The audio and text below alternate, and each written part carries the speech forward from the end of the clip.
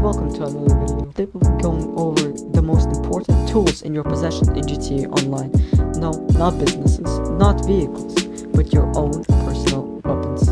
We'll be going over the most effective weapons you could have in your arsenal, and why exactly they are the #1 choice for that weapon wheel slot. Without further ado, let's get into it. Starting off with the rifle category, the special carbine is your best bet as a great all-rounder weapon. This gun is good with everything. There is nothing in particular in which the special carbine is lacking. The gem magazine, which can be equipped for it, packs a whopping 51 bullets. The Mark II variant works as well, but is really not needed for this weapon as you will be using standard ammo anyways.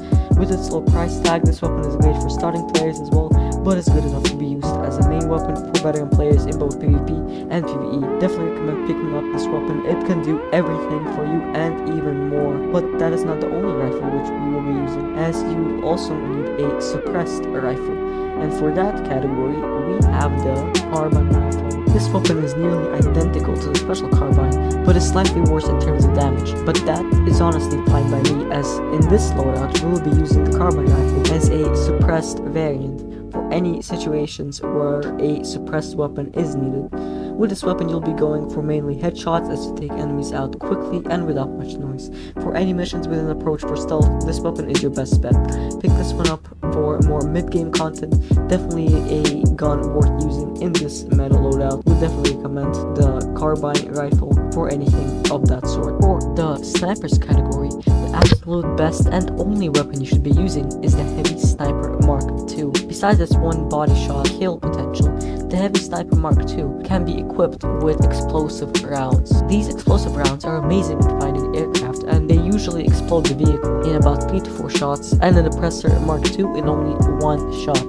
With sniper fighting, the explosive ammo unfortunately won't be a one-shot kill, but looting at the feet of the enemy will result them to ragdoll to the ground, making an easy target for a second kill shot. The unfortunate thing about this weapon, however, is the limited ammo capacity and the fact that you would have to refill the explosive ammo at a weapon station. But seeing as you won't be using this much ammo to take down other players in PvP, this weapon still deserves that #1 spot. It can also be equipped with a thermoscope, which is much more convenient than heat vision goggles. As to toggle these, you would just have to press E while scoping in rather than toggling on the heat vision in your interactions menu. In conclusion, as soon as you have this weapon unlocked, definitely get it and don't even bother using the other snipers in the game, because this is all you need. Trust me. For the shotgun category, we also have 2 weapons which are worth using, and those are the assault shotgun and the pump shotgun Mark II with the explosive slug. Starting off with the assault shotgun, this is by far the best weapon for clearing out close quarters. Its massive fire rate will not go to waste, as its 30-round magazine allows it to keep on firing and firing, completely obliterating areas packed with enemies, especially with the preps for Kayapuriko, such as a signal jammer prep and the vault code prep inside the penthouse. The assault shotgun is an absolute beast, and in my opinion is the best weapon for any close range PvP content. This weapon is great for taking out unarmed vehicles, as well as it will make them smell pretty damn fast. The pump shotgun Mark II is an amazing long-range shotgun, delivering massive damage with a one-shot capability, and is even better when equipped with explosive slugs. With its explosive ammo, the pump shotgun Mark II almost acts like the railgun and will explode NPC vehicles in only 1 shot, and player vehicles in 2 with the player inside it. It's a really niche weapon where you won't see it used as much unless for taking out cop vehicles, but I happen to really like the niche, and that is why I am placing this gun in this meta loadout. For the submachine gun weapon slot, the Combat MG Mark II is an amazing weapon to use. It has a massive magazine of over 200 rounds, extremely high damage, and a surprisingly fast fire rate. The only downside of this weapon is its high recoil, but while in first person, the recoil will be transferred to only visual rather than physical. People who play GTA in first person sometimes choose this weapon over the special carbine for clearing out enemies in mid-range combat. For the heavy weapon slot, we have two equally great weapons to use. The first is a minigun, with its extremely fast fire rate and damage, and an ammo capacity of 10,000. This weapon is great to use for taking out enemy helicopters and cars, and even battling diving oppressor Mark IIs while on the ground. The RPG is another great heavy weapon, with a one-shot explode potential for most vehicles in GTA Online.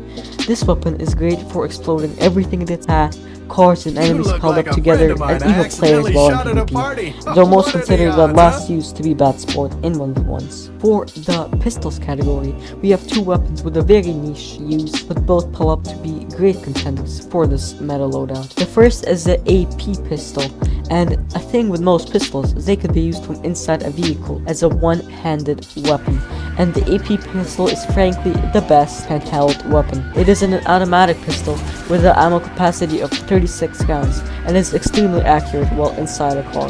The second weapon in the pistols category is the up-end atomizer, and this is the most unique weapon in the game. Instead of shooting bullets, well, this one shoots a massive propulsion blast that is extremely useful, or if your car or delivery vehicle is stuck, well, you could just use the up-and atomizer to push your vehicles out of that sticky spot. Both of these pistols are great weapons and definitely deserve to be on this meta loadout. For our last weapon slot on the meta loadout, we have the throwables category. The best throwable to have is of course the sticky bomb, an extremely volatile weapon with many uses that I cannot even list them all. The sticky bomb, as its name says, can stick on any surface by throwing it, and is detonated by pressing G on PC.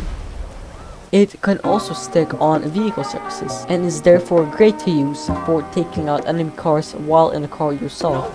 It can also be thrown while using a primary weapon by pressing G as well, and can also serve as a great method of suicide if you're ever in that sticky situation where you need to really get out as fast as possible. The proximity mine is very similar to the sticky bomb, but instead of a manual detonation, this one will automatically explode whenever an NPC or player comes within its explosion range. This one is great for dealing with Mark II players, which are usually cocky enough to fly really close to the ground, and its only downside is the warning beep to alert others of its presence. But honestly, it is not so bad of a downside, as most Mark II Reapers don't even pay attention to that warning sign. For those of you who are wondering why I did not include the melee category in this meta loadout video, well, I have several reasons. First, the best melee weapon in this game I don't even have, which is the stone hatchet.